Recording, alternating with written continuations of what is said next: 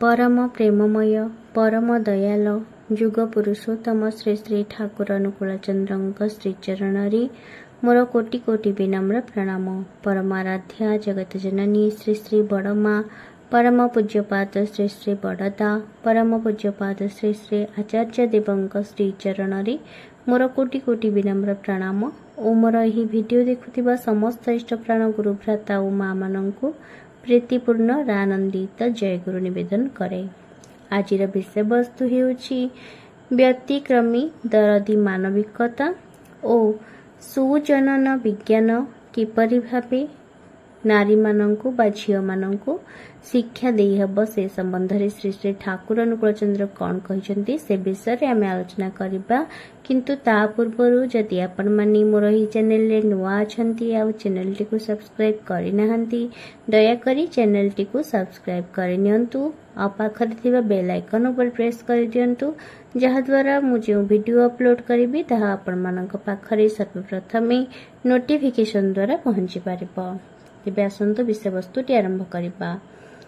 चारुचंद्र सरकार नाम रे जणे भाई देवघरे रहुथिले। से श्री श्री ठाकुरंक बाणी गुडी को निज हाथ रे लिखि विभिन्न जगह को पठेई देउथिले। तांकर हातर लेखा भी थिला जेमिति मुक्ता झरा। से अविवाहित थिले। एक समय रे बयसर बोझरे रोगग्रस्त होई दीर्घ दिन ठाकुरंक सानिध्य रे जाई पारु नथिले। ठाकुरंक प्रति जेमिति अभिमान क्षोभ जमा होइथिला मनरे। दिने श्री श्री ठाकुर चारु भाईंकर बासगृहर पाख देई जाउथिले। हठात जीर्ण शीर्ण चारु भाईंक सहित देखा होइगला। अत्यंत दरदी सहित जिज्ञासा करिले श्री श्री ठाकुर जे शरीरर एमिति अवस्था काहेकि। चारु भाई कहिले किछि दिन हेला खाई हजम करि पारु नाही। ता उपरि बेस किछि दिन धरी आमाशय लागि रहिछि। श्री श्री ठाकुर कहिले भल डाक्तर देखैले हुअंतानी। अनेकटा रागिबा स्वर रे चारु भाई उत्तर देले जे एते पैसा मु पाइबी कोठू। ठाकुर कहिले ठीक अछि मु न हेले डाक्तर फीस र व्यवस्था करि देबी। चारु भाई कहिले से औषध पत्र खर्च कोठू पाइबी।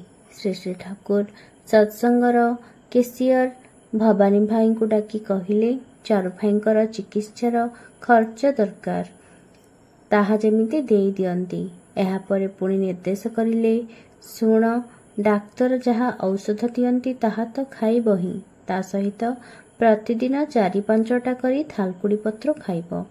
बहुदिन धरी जमी थिबा क्षोभरे स्वरे चारु भाई कहिबाकु लागिले रोज रोज थालकुड़ी पत्र किए जोगाड़ करिदेब। ये जेमिति गोटिए विरक्तिकर अबादार बा तीव्र इच्छा। एते क्षण ठाकुरंक पाखरे थिबा जणे भाई धैर्यचित होई कही ही पकाइले डाक्तर फी ठाकुर देबे औषध पत्र ठाकुर भी देबे आउ थालकुड़ी पत्र भी कौन रोज रोज ठाकुर तोड़ी आनी देबे ना कौन। श्री श्री ठाकुर धमक देई उक्त भाईटी को कहिले सुन चारुर आपनार परिजन कहिले केही नाही। रोग आउ बयसरे शरीर जेते क्लांत सेते बेले काहाकू खुंटी परी दरकार हुए। से मोते एते दिन परे पाई मो पाखरे आबदार करिब नाही तो कहा पाखरे करिब। तू तो कही पारि थांतु तू ही प्रतिदिन थालकुड़ी पत्र जोगाड़ करी देबू। ताहा न करी ओलटा खेंचा मरा कथा शुणुछु काहेकि। तुमे कौन चाह लोकटा मो पाखरु दूरे जाऊ। चारु भाईंक दुई आखिरु पानी गड़ी पड़ुछि। केते दिन धरी ठाकुरंक प्रति जमा क्षोभ अभिमान थिला चारु भाईंक बुकुरे। टिके अव्यक्त भल पाइबार छुआ मुहूर्तरे समस्त क्षोभ अभिमान महम परी तरली गला। श्री श्री ठाकुर चारु भाईंक मथारे हाथ बुलेई चली जाउछंती। चारु भाई भी आपना भूला केउ एक अजଣା पथिक आड़कू अपलक दृष्टि निक्षेप करी चाही रहिले जेते दूर दृष्टि जाए। जगतर बुकुरे एई धरणर भल पाइबार ବ୍ୟତିକ୍ରମୀ ନିଦର୍ଶନ ଏକମାତ୍ର ତାଙ୍କ ପାଖରେ ହିଁ ପାଇବା ସମ୍ଭବ। ଆସନ୍ତୁ ଏବେ ଦ୍ୱିତୀୟ ବିଷୟବସ୍ତୁଟି ଆରମ୍ଭ କରିବା।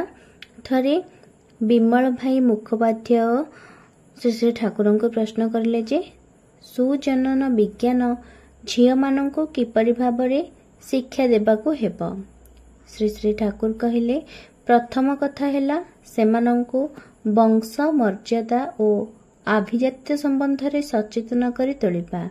ଏହି ଗୌରବବୋଧ ସେମାନଙ୍କ ମଧ୍ୟରେ ଏତେ ପରିମାଣରେ ତାଜା କରି ତୋଳିବାକୁ ହେବ ଯେପରି ସେମାନେ କଦାପି ନିକୃଷ୍ଟ ପାଖରେ ଆତ୍ମଦାନ ନ କରନ୍ତି। ପ୍ରତିଲୋମ ବିବାହ ପରେ ଝିଅମାନେ ଯେ ମନେ ମନେ କି ନରକ ଯନ୍ତ୍ରଣା ଭୋଗ କରନ୍ତି ତାର ଢେର ସ୍ୱୀକାରୋକ୍ତି ମୁଁ ଶୁଣିଛି। ପ୍ରଥମେ ହୁଏତ ମୋହବଶତଃ ଆକୃଷ୍ଟ ହୋଇପଡ଼େ, କିନ୍ତୁ ଯେତେବେଳେ ସ୍ୱାମୀ ତାଠାରେ ଉପଗତ ହେବାକୁ ଯାଏ ତତ୍କ୍ଷଣାତ୍ ତାର ଅନ୍ତରାତ୍ମା ଗୁମୁରି ଗୁମୁରି କାନ୍ଦି ଉଠେ। ତାର ପୂର୍ବପୁରୁଷଗଣ ସମସ୍ତେ ଏକତ୍ର ହୋଇ ଚିତ୍କାର କରି ଉଠନ୍ତି। ସେ ଯେ କି ଯନ୍ତ୍ରଣା ତାହା କହି ବୁଝାଇ ହେବ ନାହିଁ। ମଣିଷ ଆତ୍ମହତ୍ୟା କଲାବେଳେ ମଧ୍ୟ ଏତେ କଷ୍ଟ ପାଏ ନାହିଁ। ଆଉ ପ୍ରତିଲୋମ ସନ୍ତାନ ସନ୍ତତିଙ୍କର ଯେ କି ଦୁର୍ଗତି ହୁଏ ତାହା ତ ତୁମର ଅଜଣା ନାହିଁ। ତେଣୁ ପ୍ରତିଲୋମ ସମ୍ବନ୍ଧରେ ଗୋଟାଏ ପ୍ରଚଣ୍ଡ ଭୀତି ସଞ୍ଚାର କରିଦେବାକୁ ହେବ, ବାସ୍ତବ ବୈଜ୍ଞାନିକ ଭୀତିର ଉଦ୍ଘାଟନ ପୂର୍ବକ। ଆଉ ଶ୍ରେଷ୍ଠ ପ୍ରତି ସ୍ୱାଭାବିକ ଭାବରେ ଆକର୍ଷଣ ଯେପରି ସୃଷ୍ଟି ହେବ ତାହା କରିବାକୁ ହେବ। ପୁଣି ଶ୍ରେୟକୁଳ ସଂଜାତ ଉପଯୁକ୍ତ ସ୍ୱାମୀଲାଭ ହେଲେ ମଧ୍ୟ କିପରି ଭାବରେ ତାଙ୍କର ମନୋଜ୍ଞ ହୋଇ ଚଳିବାକୁ ହେବ, କିପରି ଭାବରେ ତାଙ୍କର କୁଳ ସଂସ୍କୃତିକୁ ତାର ବ୍ୟକ୍ତିଗତ ବୈଶିଷ୍ଟ୍ୟକୁ ସଶ୍ରଦ୍ଧ ଓ ସକ୍ରିୟ ସେବା ଦ୍ୱାରା ପୁଷ୍ଟ କରି ତୋଳିବାକୁ ହେବ, ସେ ସବୁ ତାର ମୁଣ୍ଡରେ ପୂରାଇ ଦେବାକୁ ହେବ। ଝିଅମାନଙ୍କ ପାଇଁ ବିବାହ ଏକ ଜନ୍ମାନ୍ତର ପରି। ସ୍ୱାମୀ ଓ ସଂସାରକୁ ନେଇ ସେ ଏକ ନୂଆ ମଣିଷ ହୋଇ ଉଠେ। ସେ ନିଜକୁ ଯେତେ ପରିମାଣରେ ଇଷ୍ଟାନୁଗ ରୀତିରେ ସ୍ୱାମୀଠାରେ ଉତ୍ସର୍ଗ କରିପାରିବ ସେତେ ବେଶୀ ତାର ସୁସନ୍ତାନ ଲାଭର ସମ୍ଭାବନା ରହିଛି। ଏଇ ଉତ୍ସର୍ଗ କିନ୍ତୁ ଏକ ଭାବୁଳତା ନୁହେଁ।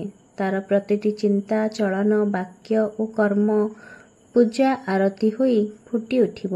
ଏହା ହିଁ ହେବ ତାର ଧ୍ୟାନ, ଜ୍ଞାନ, ଅନୁସନ୍ଧିତ୍ସା।